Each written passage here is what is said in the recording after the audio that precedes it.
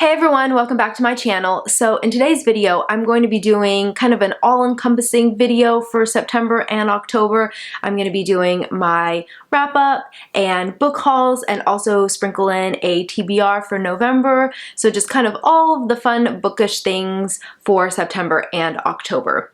Now, I didn't read that many books. I only read 2 books for September and October, but honestly, one of them was over 700 pages. So 2 books is fine. So let's start with the first book that I read in September and October. To be honest, I don't remember if I finished it in September or I finished it in October. I think I finished it at the very end of September or at the very beginning of October, something like that. But it's a book that I've been meaning to get to for quite some time now, and I'm so happy that I finally read it, and that is Garden Spells by Sarah Addison Allen. This was given to me by my best friend Hannah from The Rainy Reader. A few years ago, we decided to do a book exchange for Christmas where we read our favorite book, annotate in it, and then send it to the other person to read it with all of our thoughts. And I finally got to it, and I was able to read this book with all of her thoughts, and she highlighted and annotated and wrote like hearts in the margins and underlined, and it was a lot of fun to read it and kind of know what Hannah was thinking while I was reading it.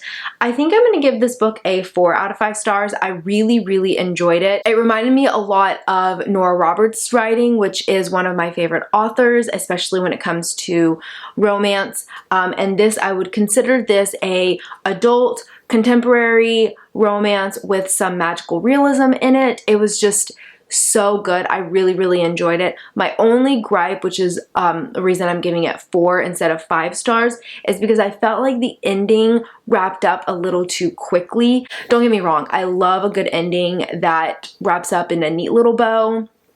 You guys know I love my my nice endings. I have trouble with books that are a little bit darker, which I'm going to discuss for the next book, but this, this was very sweet, and it definitely pulled at your heartstrings, and it was just all in all a really good book. I do highly recommend reading it. I probably will reread this again.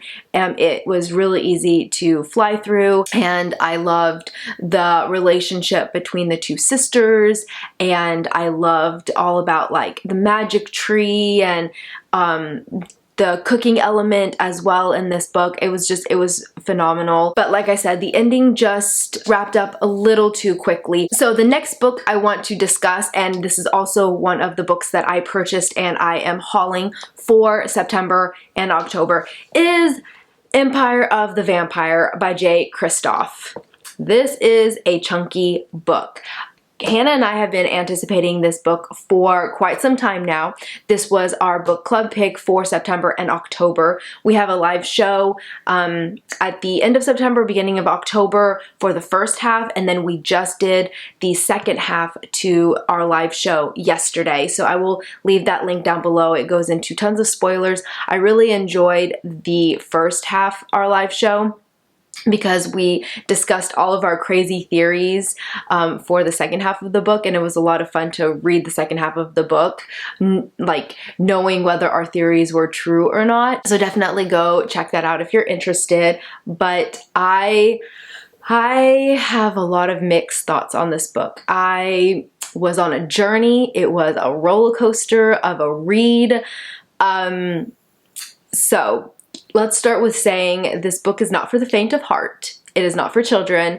It is definitely adult, graphic, nudity, violent, cursing. It is dark and not happy, not very happy. And I feel like that's not a spoiler, because if you think about it, if you kind of just look at the cover and you read the synopsis, you kind of realize that this is not going to be a happy story, especially since it is considered a dark fantasy. So yeah, lots of twists and turns. I am still unsure on what I want to rate it on Goodreads. I am rating it a 4.5 out of 5 stars, but I can't decide if I want to rate it a 4 or a 5 on Goodreads, because I feel like it deserves more than a 4, but it is not It is not a reread for me. Well, yeah, I probably won't be rereading this book just because the events stuck with me, so I don't think I'll ever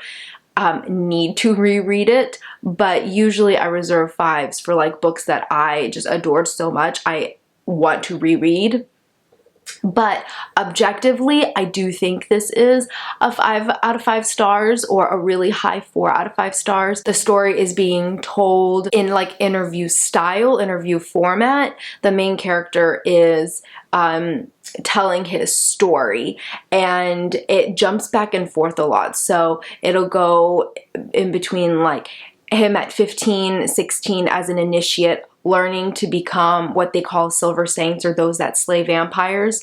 And it also jumps into kind of like the heat of the battle or the heat of the war when he's in like his 30s. Depending on if you like that style, that could be like a bonus or a con with this book. At the very beginning, when I read the first half, I didn't mind the jumping back and forth, but towards the second half, I was much more intrigued with the main like war, like him in his 30s, like the meat of the story, that I found it a little boring when we were back at the cathedral of like him learning to become an initiate or a silver saint and his training days. I will say though, as chunky as this book is, I feel like it was absolutely necessary.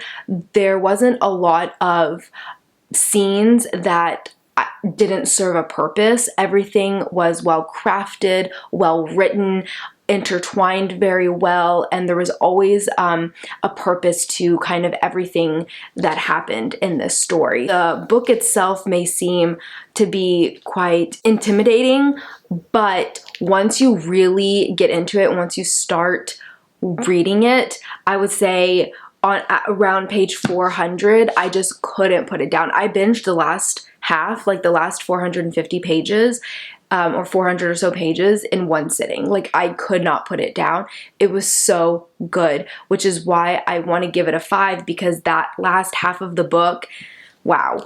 And also, can we just talk about how gorgeous the cover is? It's beautiful. There is a map, of course, like we have to have a map, which is phenomenal. Oh, and of course, duh, there are illustrations throughout this book, and they're gorgeous. I don't want to show you too much because I really don't want to spoil, but there are illustrations throughout. Highly recommend it, and that is a book that I did haul for September and October. So speaking of book hauls, I do have another book that I did purchase. This is a little bit different of a book.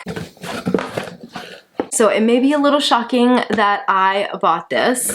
I got the D&D Players Handbook. So my husband and I have really been getting into D&D recently. We are currently playing with Hannah and her boyfriend, and we play regularly, and we've just really been getting into it, and we've been wanting to create more characters and just learn more about the story. So I saw this and I just had to get it. It was on sale, and I just had to get the Player's Handbook, and it just kind of talks about how to build characters and what each character does and spells, and I really wanted it.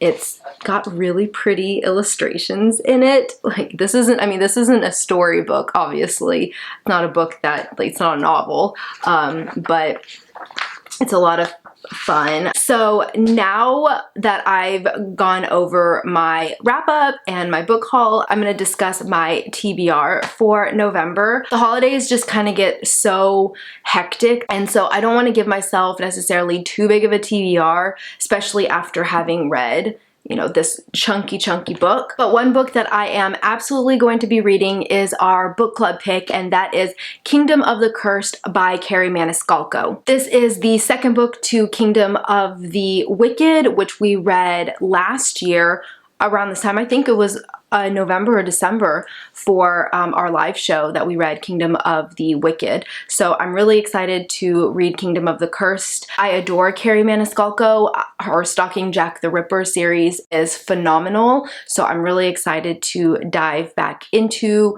her world and read this book. So that is definitely on my TBR. I've also been in the mood for adult romance kind of around the Christmas time. And so Hannah gave me a few recommendations, and one of them is The Tourist Attraction by Sarah Morgenthaler. She said it's really good. It's like set in the mountains, I believe, and it's snowing, and it's romance, hate to love. She basically said I should read it and that it's very, very much my style. I have it on loan from my public library. I have both the audiobook and the ebook, so I can kind of go back and forth. That is also on my TBR, and I think we're just gonna stick with that. Just make it really easy, you know, kind of see what I feel like, where the mood gets me for November, getting into that holiday spirit, and see if I am in the mood to read anything else. I've also